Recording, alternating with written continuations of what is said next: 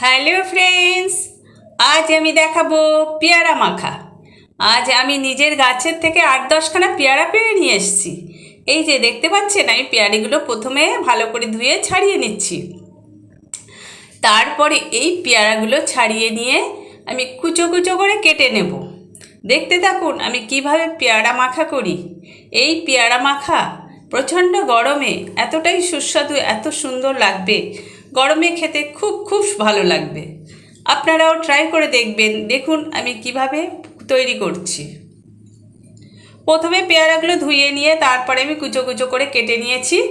এইবার আমি লেবু পাতা, কাঁচা লঙ্কা, লঙ্কার গুঁড়ো আর চিনি, লবণ সব কিছু আমি এতে নিয়ে নিয়েছি।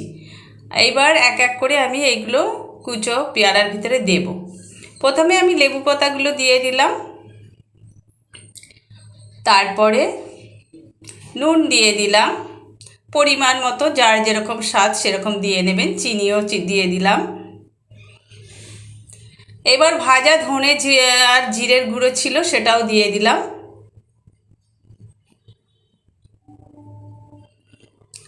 এবার লঙ্কার গুঁড়োটাও দিয়ে দিলাম। এইবার সবগুলো একসাথে মিক্সড করে এটাকে আমি ভালো করে মাখা করব। ভালো করে মেখে মেখে মেখে মেখে আমি এটা ম্যারিনেট করতে দেব। আমি তাতে একটু সামান্য পরিমাণে তেঁতুল দিয়ে দিলাম, যাতে টেস্টটা আরও দ্বিগুণ বেড়ে যাবে।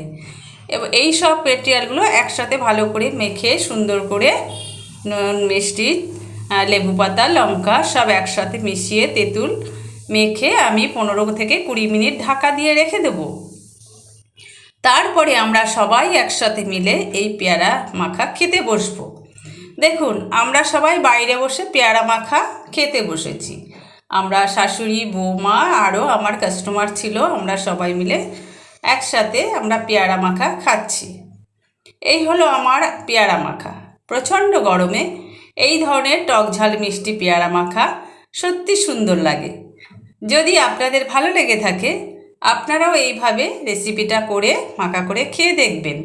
অনেকেই নর্মাল পেয়ারা খেতে ভালোবাসে না, কিন্তু এইভাবে যদি সুন্দরভাবে মেখে দেওয়া যায় নিশ্চয়ই সে খাবো না বলতে পারবে না, আমি আশা করি। এবার এই তো গেল পেয়ারা মাখা। যদি আপনাদের ভালো লাগে তবে আমার এই পেয়ারা মাখা লাইক করে দেবেন।